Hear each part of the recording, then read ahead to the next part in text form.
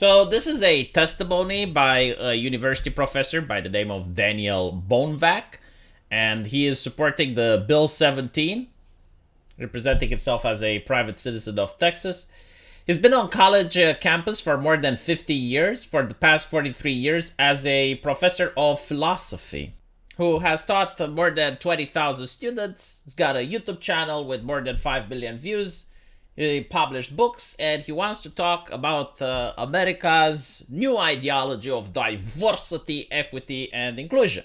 An ideology that came after Occupy Wall Street, as far as I know. It came into real provenance after that. And it's an ideology meant to divide people away from the class issue into other grievances, as this university professor is going to explain. What I love the most is the name, right? Like diversity, equity, and inclusion. I have seen left-leaning ideologies do this all the time. Like they pick a really nice sounding name, but their activities do anything but. So imagine if in the past you would have the children of the Lord. Really nice name, right? You're the children of God. But they go around persecuting women, accusing them of being witches. And when people complain, they're like, so you're against God then. You're against the Lord. Like, what? Why are you against religion? Are you a sinner? Right? Like that. That's how it works. Like you change the name and you're like doing the Matt and Bailey tactic. So the university professor talks about diversity, and he says that offices and programs treat any dissent, from the ideology that underlines their entire project as heresy. Using the wrong word, laughing at the wrong joke, liking the wrong social media post, asking the wrong question in class. So at the university, where you actually go in order to learn, you're not allowed to ask questions because it can lead to serious consequences. There's a reason why comics won't appear on college campuses anymore.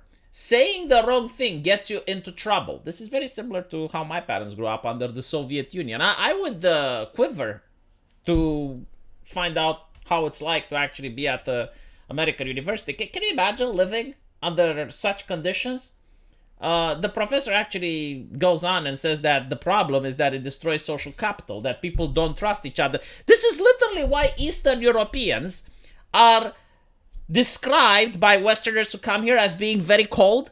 Because when you live for decades under a system where a joke can have serious consequences and that any person can be an informant or a rat, you're afraid to speak out. You're afraid to make friends.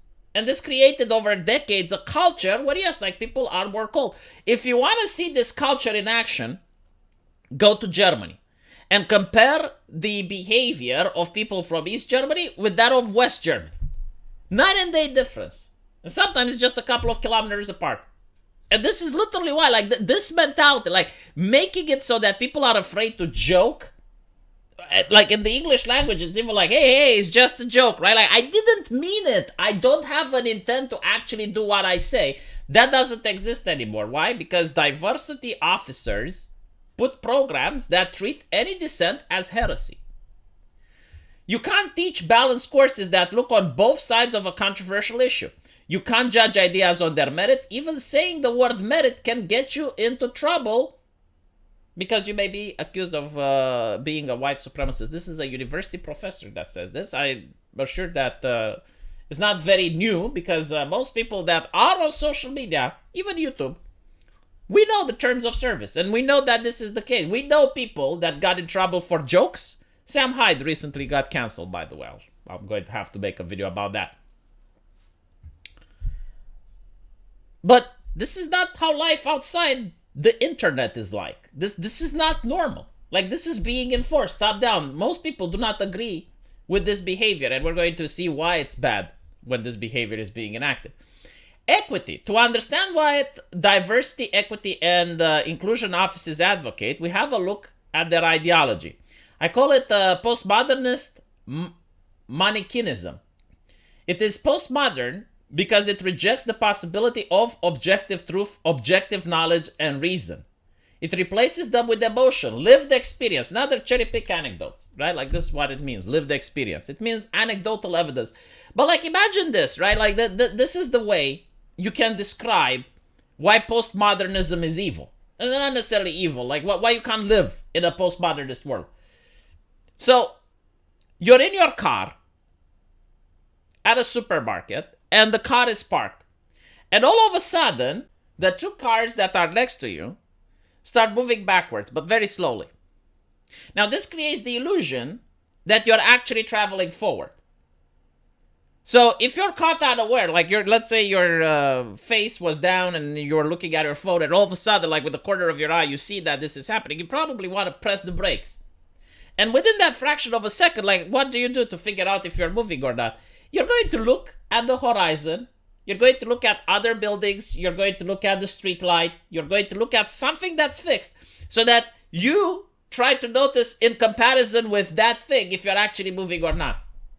Now, this is the normal world, right? But like, let's look at how the postmodernist world is. Again, the cars move and you hit the brake, you're looking around, and you see that the building in front of you is moving. And the signpost in front of you is moving.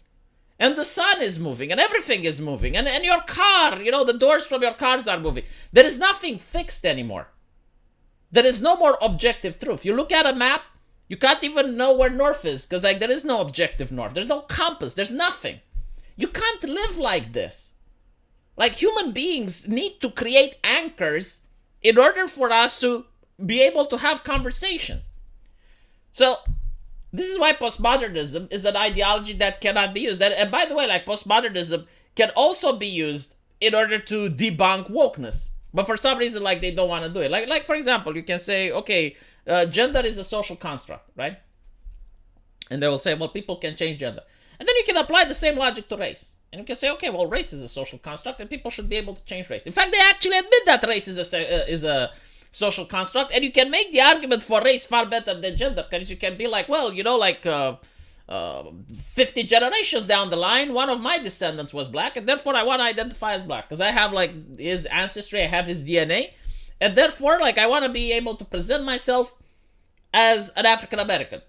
They would be livid if you do that. They will call you racist and transphobic for some reason. Like it happened with the actor that actually wanted to transition into Korean. I think it's like Oil London or something, whatever. But like, that's my point, right? Like, postmodernism is an ideology that cannot be applied in order to not just understand the real world, but it cannot be applied in order to have a healthy lifestyle, period. So they talk about the Manichaean because it divides the world into good and evil, people and groups, the oppressors and the oppressed. This is a hallmark for every single ideology that caused massive conflict and human suffering throughout the world. Any ideology that goes like, okay, the world is between oppressor and oppressed. Socialism, Nazism, certain extremist religions, right? Like, you're either with God or against God. Like, there is absolutely nothing positive that can come from dividing the world into good and evil and removing all shades of gray. Individual people matter only as representatives of those groups. This is exactly what I've been trying to tell on my YouTube channel for a long time. This is the collectivist mindset, where the individual is disposable. The group is what is important, and the group defines the individual, and if the individual doesn't fit with the group, that doesn't matter.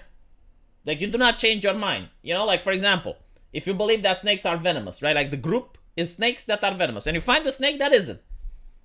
No. Even if that snake isn't, you will still treat it as venomous, right? Like, that is the mindset of a collectivist, which does not accurately represent reality. Like, if a snake is not venomous, then okay, it's not a venomous snake. They do exist in reality. But anyway, right? Which group you belong to doesn't depend on anything you believe, aim for to do. It depends on the accidents of your birth. That's what diversity, equity, and inclusion mean by equity. Discriminating against the oppressors and in favor of the oppressed. Yes, so according to them, Barack Obama is oppressed. And I have seen articles claiming that Barack Obama is more oppressed than a white person that is a beggar or lives in a trailer. And you get to see, like, these university students at Harvard. Right? There's TikTok videos with them that are rich, wealthy. And they go to, like, some white guy and they believe that they are more oppressed than the other person. It's ridiculous, but okay.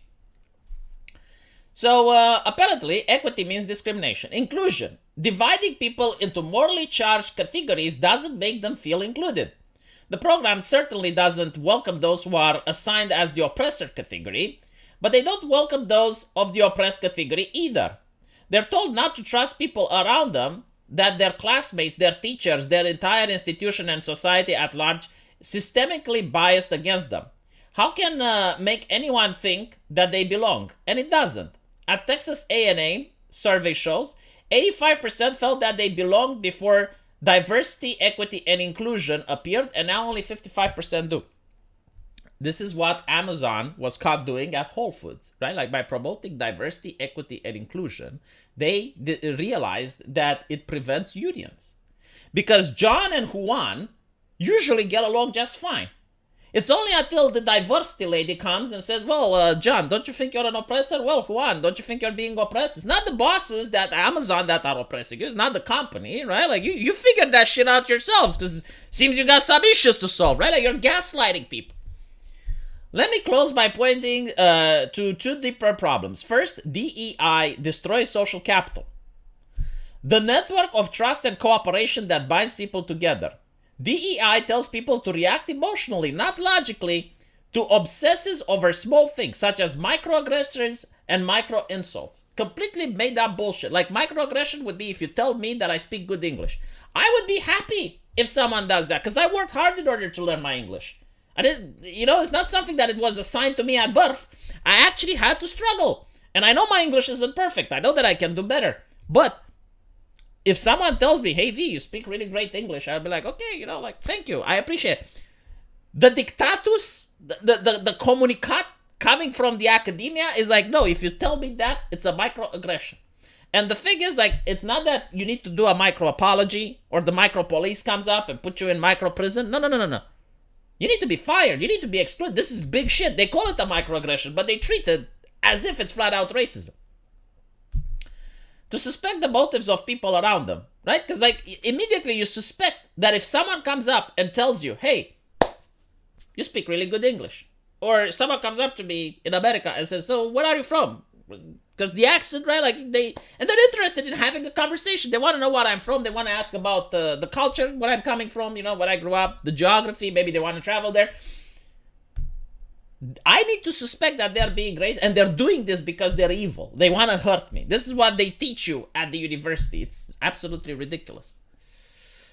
And of course, look at the data, right? 85% felt that they belong, and 55% afterwards don't. This is why they don't use statistics. Because if they use statistics and they quantify, they would realize that what they're claiming to do and what they're doing are two different things. This is why, they never say, okay, what is the statistics to qualify racismus? They have the knowledge to actually peer into your brain with unconscious bias training, right? They think that they can actually go into your mind to places that you don't even know exist.